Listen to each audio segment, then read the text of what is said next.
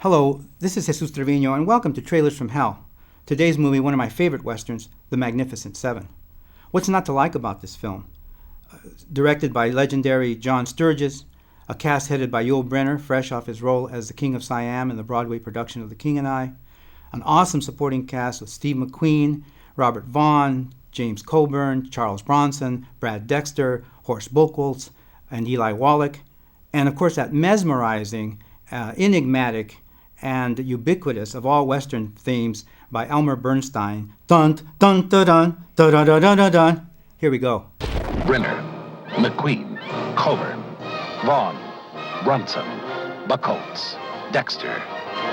The Magnificent Seven. I first saw this film when it came out in 1960 and enjoyed the hell out of it, but it wasn't until I saw the film on which The Magnificent Seven was based, Akira Kurosawa's Seven Samurai, that I really got the power of what drives both films.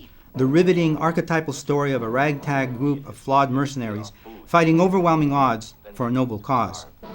The original takes place in Japan, where a band of brigands terrorizes a village each year at harvest time, stealing their crops.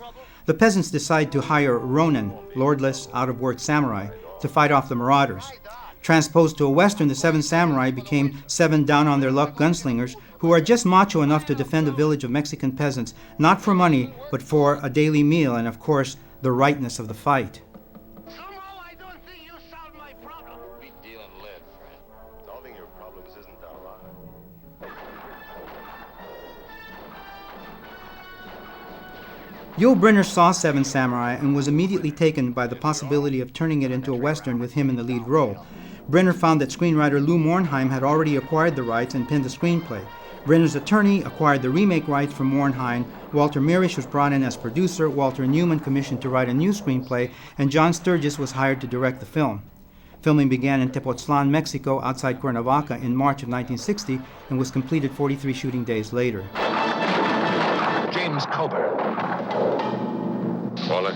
The distinct personalities of the Seven Samurai easily found their counterparts in Western archetypes, with Brynner playing the head gunslinger, Steve McQueen is second in command, a knife-wielding James Coburn mirroring the character of the greatest swordsman in Japan, and German actor Horst Buchholz playing, improbably, a Mexican wannabe gunslinger, paralleling the memorable character played in the original by Japanese superstar Toshiro Mifune. And watch for John Alonzo as a Mexican peasant. He'd later be nominated for an Oscar for his work as a director of photography in Roman Polanski's Chinatown. Translating a samurai epic into the Old West was not without its problems.